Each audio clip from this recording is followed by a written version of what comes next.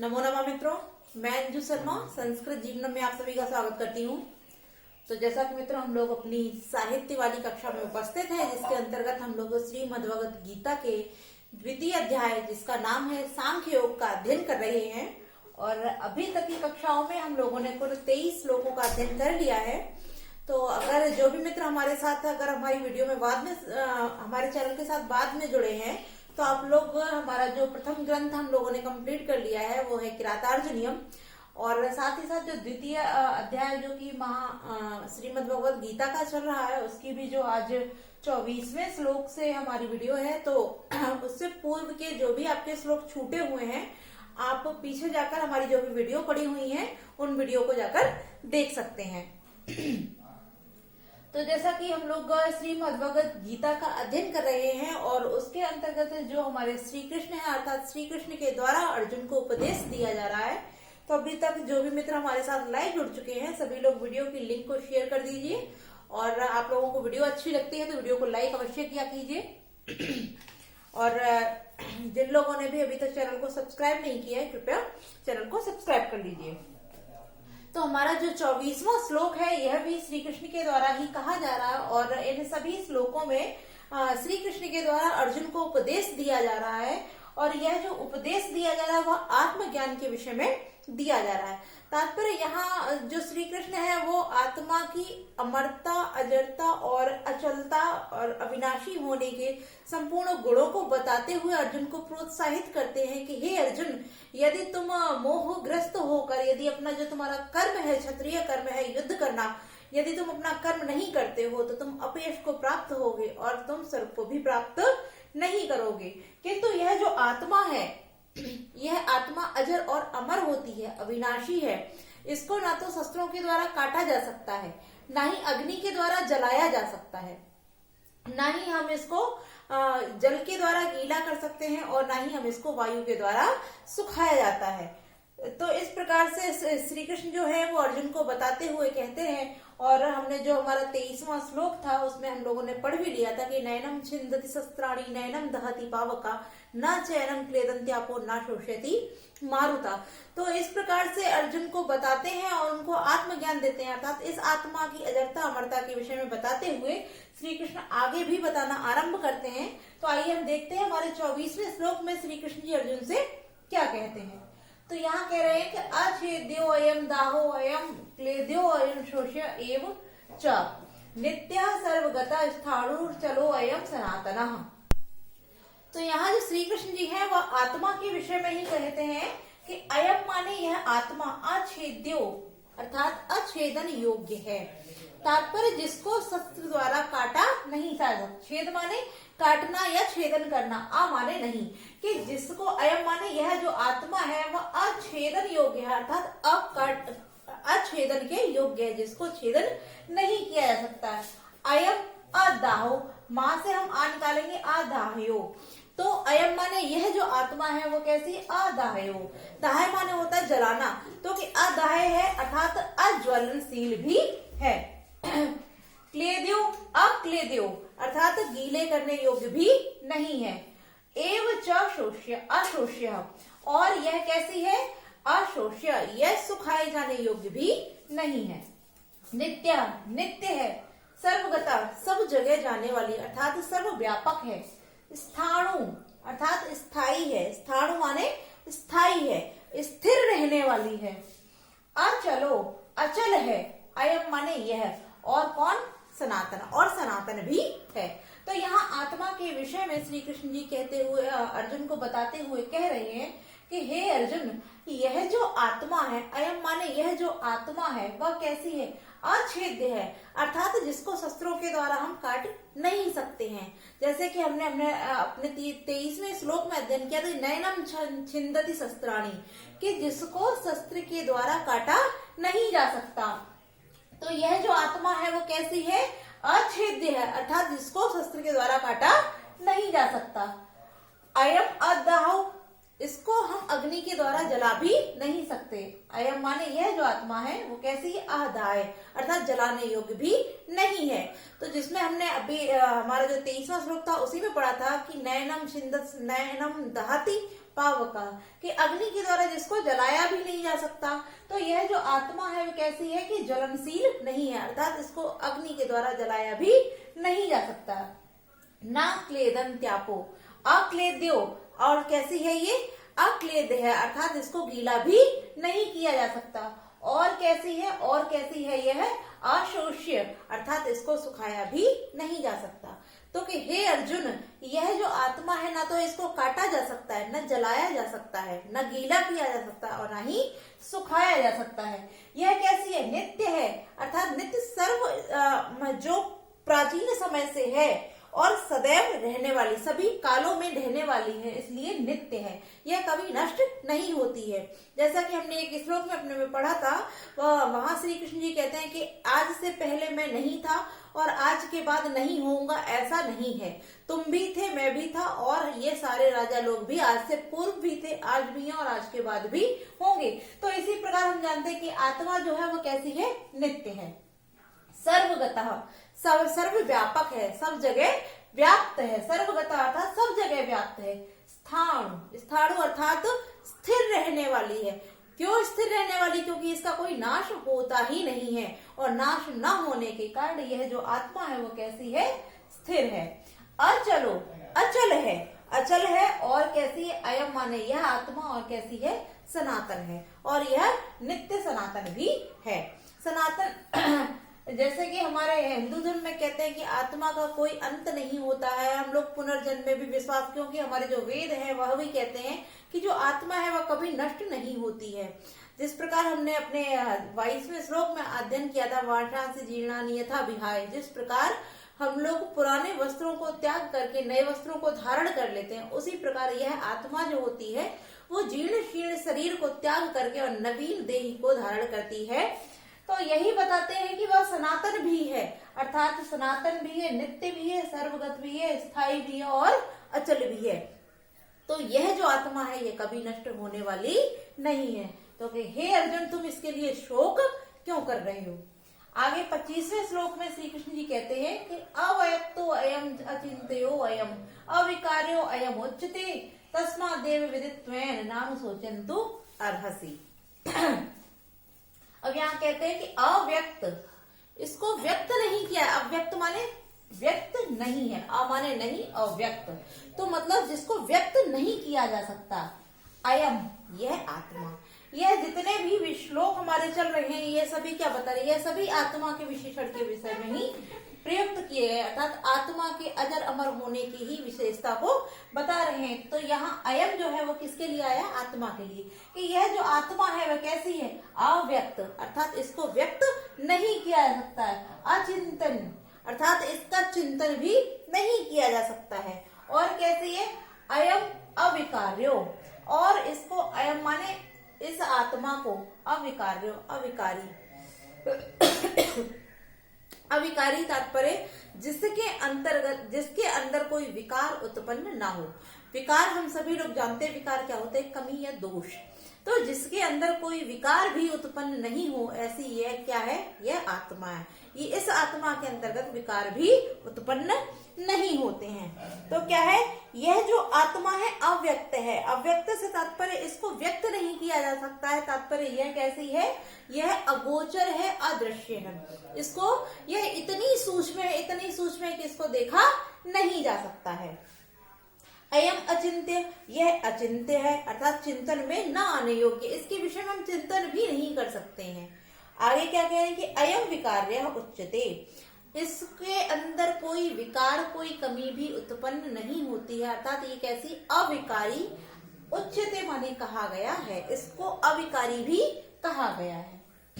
तस्मात्, इसलिए, एनम आत्मा को, एवं इस प्रकार का ही, विदित्व माने जानकर, न माने नहीं, अनुशोचन अनुशोचतुम अर्थात शोक करने, अर्हसि माने योग्य, कि शोक करने योग्य नहीं है। क्या इस आत्मा को यह सब कहा जाता है है, इसलिए इस आत्मा के इस प्रकार को जानकर, अर्थात इस आत्मा के इस स्वरूप को जानकर यह जो आत्मा है यह शोक करने योग्य नहीं है। तात्पर्य यहाँ श्री कृष्ण जी अर्जुन से कहते हैं कि हे अर्जुन, तुम इस भाव से ग्रसित हो कि मैं यदि भीष्म, पितामह, द्रोणाचार्य इत्यादि इन अपने कुरु भाइयों को यदि मारता हूं तो इनका अंत हो जाएगा। तो मैं तुम्हें बता रहा हूं कि यह जो आत्मा है अव्यक्त है, इसको दृष्टिगोचर भी नहीं किया जा सकता। अव्यक्त तात्पर्य इतनी सूक्ष्म है कि हम इसको देख भी नहीं सकते, और जब देख नहीं सकते तो बता क्या सकेंगे। ठीक है, अचिंत्य है, इसके विषय में यह चिंतन करने योग्य भी नहीं है, उससे भी और उच्च है। और कैसी है? अयम अविकार्यो, और यह विकारों से रहित उच्चते माने कही जाती है, अर्थात इसमें कोई व्याधि, कोई बीमारी, कोई भी दोष नहीं होता है, ऐसा कहा जाता है। इसलिए इस आत्मा के इस रूप को जानकर तुम क्या मत करो, तुम शोक को मत करो। यह शोक करना इस आत्मा के लिए उचित नहीं है।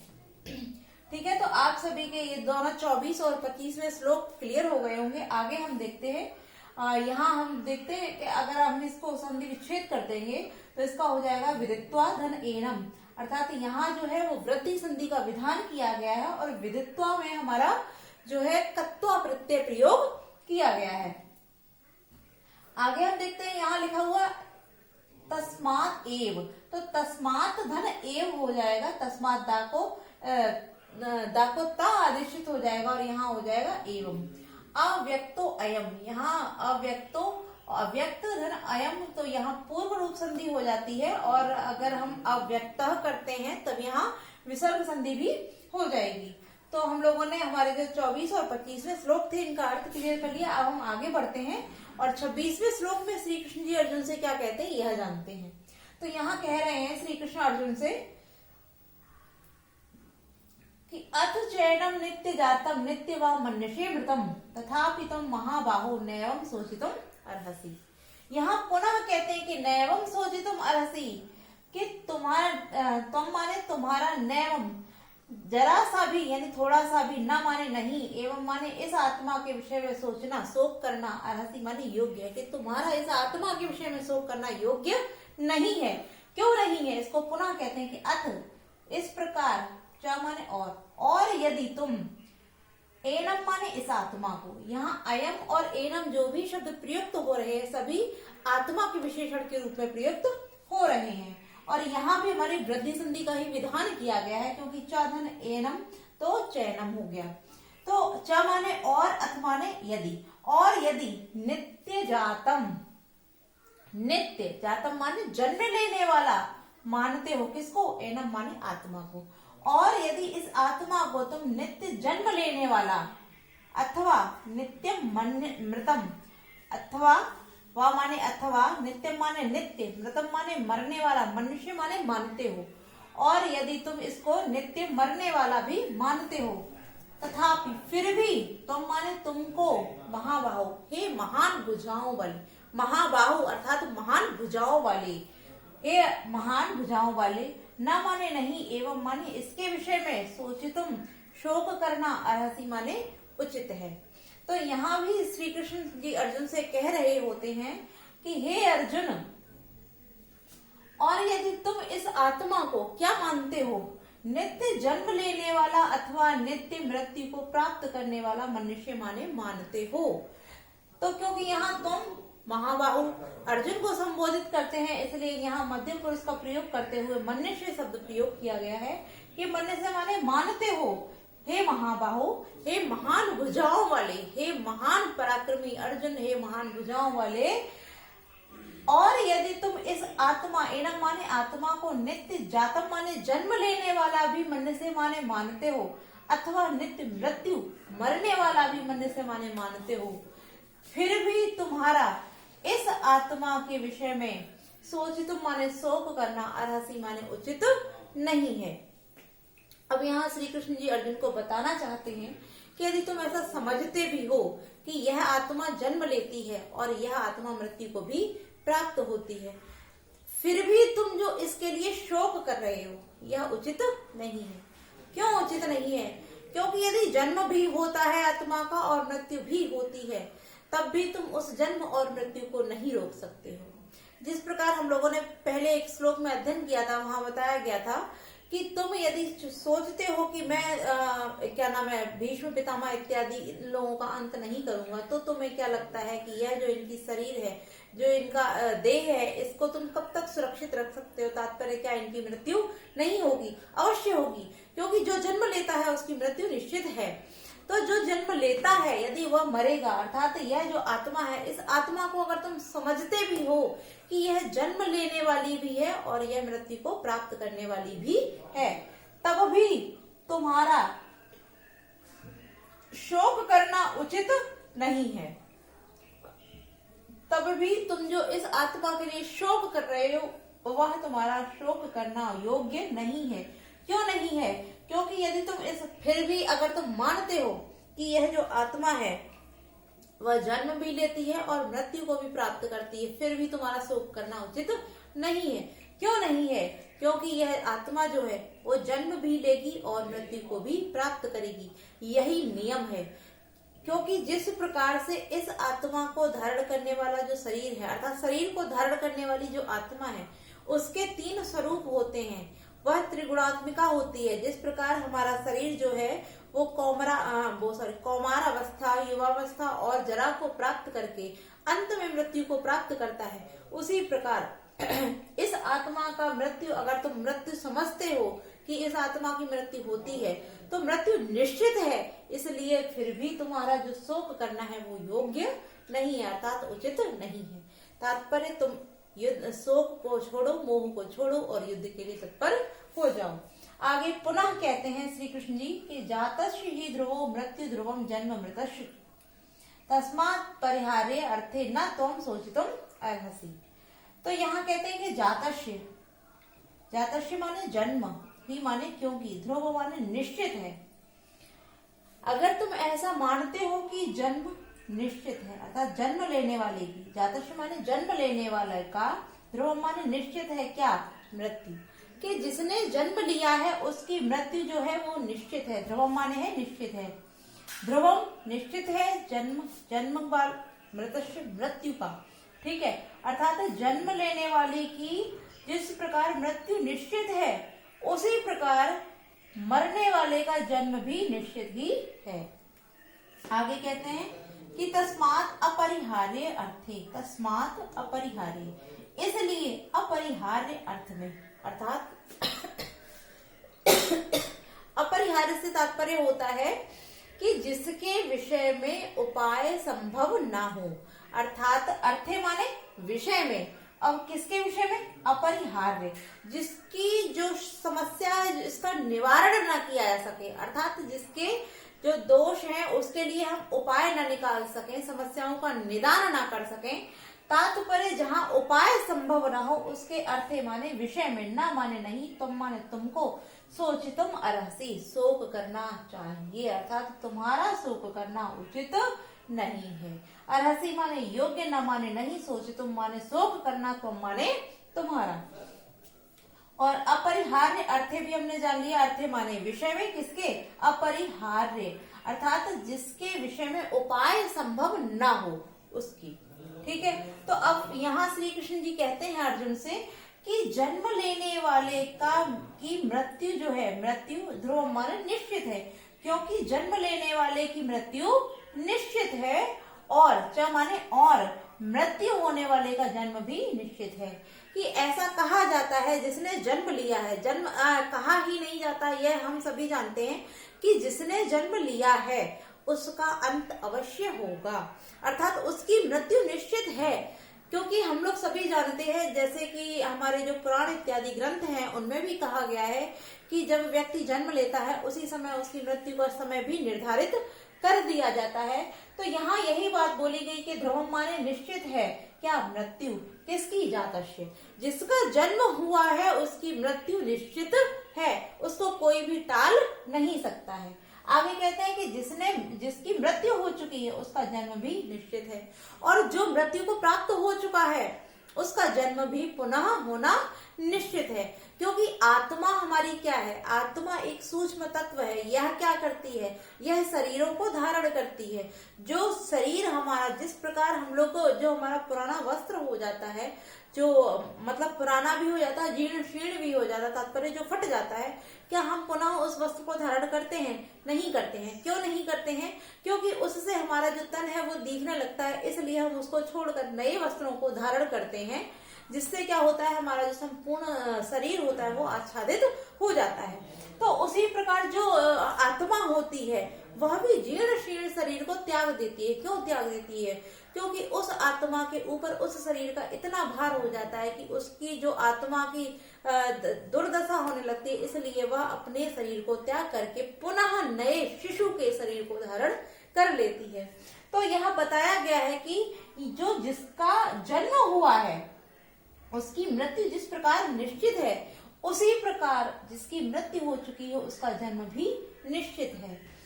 इसलिए उस विषय में तुम्हारे द्वारा कोई भी उपाय संभव नहीं है, अर्थात तुम चाह कर भी वहां कुछ नहीं कर सकते हो। क्योंकि इसलिए उस विषय, अर्थे माने विषय में, अपरिहार्य उपायहीन विषय में, अर्थात जहां तुम्हारा उपाय संभव नहीं है वहां तुम्हारा शोक करना भी उचित नहीं है। यदि तुम चाहो कि जिनका जन्म हुआ है उनकी मृत्यु निश्चित है और जो मृत्यु को प्राप्त हुए हैं उनका जन्म भी पुनः निश्चित है, यह सभी जानते हैं, तो उस विषय में तुम कुछ भी नहीं कर सकते हो। अर्थात तुम उस विषय में चाह कर भी कुछ नहीं कर सकते हो।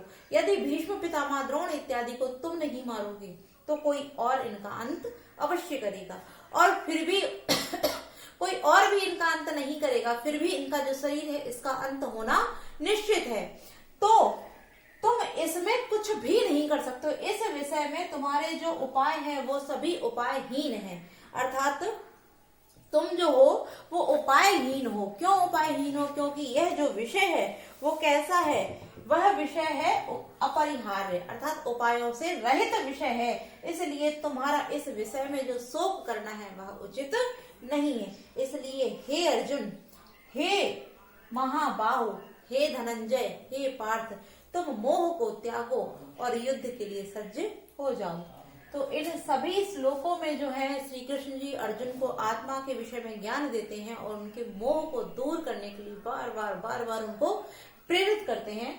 तो आज हम लोगों ने हमारे 24, 25, 26 और 27वें श्लोक थे, इन सभी का अध्ययन किया और मुझे पूरी उम्मीद है कि आप सभी को एक एक शब्द का अर्थ अच्छे से पता चल गया होगा, साथ ही साथ सभी श्लोकों का अर्थ भी संपूर्ण ज्ञात हो गया होगा। और हमारे पास कमेंट करके वीके पाल सिंह जी हैं, उन्होंने पूछा था कि मैम क्या पूरे श्लोक का अर्थ परीक्षा में पूछा जाता है? तो मैं आपको बता दूं, पूरे श्लोक का अर्थ तो नहीं पूछा जाता, किंतु कभी कोई भी प्रमुख शब्द, मुख्य शब्द देकर पूछ लेते हैं, या उस शब्द की एक श्रुति वाक्य देकर पूछ लेते हैं कि इसका भाव क्या है।